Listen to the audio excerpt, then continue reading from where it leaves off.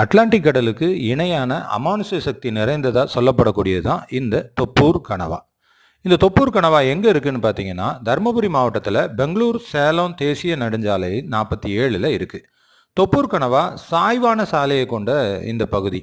ரெண்டு பக்கமுமே மரம், மலை அப்படின்னு ரொம்ப அழகிய பகுதியாக தான் இது இருக்குது. ஆனால் ஆபத்துமே இங்கே அதிகம். இதில் அதிகமாக இருக்கிற விபத்து எங்கன்னு பார்த்தீங்கன்னா, தொம்பராகம்பட்டி சுங்கச்சாவடியிலிருந்து தொப்பூர் வரைக்கும் இருக்கக்கூடிய சாலை தான் அதிக விபத்து நடக்கக்கூடியது. தொப்பூர் கணவாயில் 2018 92 விபத்து ஏற்பட்டிருக்கு, 19 108 விபத்து ஏற்பட்டிருக்கு, 2020 99 விபத்து ஏற்பட்டிருக்கு, 2018 32, 2019 46, 2020 38, இது மாதிரியான பேர் நிறைய பேர் பலியாகியிருக்காங்க. இங்கே 11 வருஷத்தில் மட்டுமே 961 விபத்து ஏற்பட்டிருக்கு. இது கணக்கில் எடுத்துக்கொள்ளப்பட்டது. கணக்கில் எடுக்கப்படாத சின்ன சின்ன விபத்துகள் நிறையவே இருக்குதுங்க. இந்த 12 வருஷத்தில் இந்த கணவாயில் மட்டுமே 255 பேர் இறந்து போயிருக்கிறாங்கங்க. இந்த மாதிரியான விபத்து வரிசை கட்டி நிற்கக்கூடியது.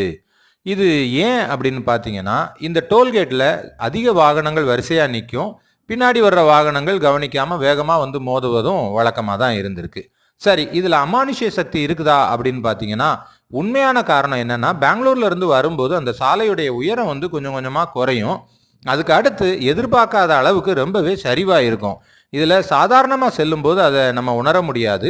புவியியல் அடிப்படையில் பார்த்தோம் அப்படின்னு சொன்னால், இங்கே வாகனத்தை கரெக்டாக நம்ம ஓட்டி இறக்குனா தாங்க நல்லபடியாக போக முடியும்.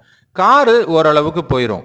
ஆனால் லாரி வரும்போது அந்த ஏர் பிரேக்கு ப்ரெஷர் வச்சு கொடுக்கும்போது இது வேகமாக இயக்கணும் அப்படின்னு சொன்னால் பிரேக்கு சரியாக குறையாது. பிரேக் சரியாக அப்ளை ஆகாது. அதனால 90% விபத்து வர்றதுக்கு காரணம் பிரேக் ஃபெயிலியர் தாங்க.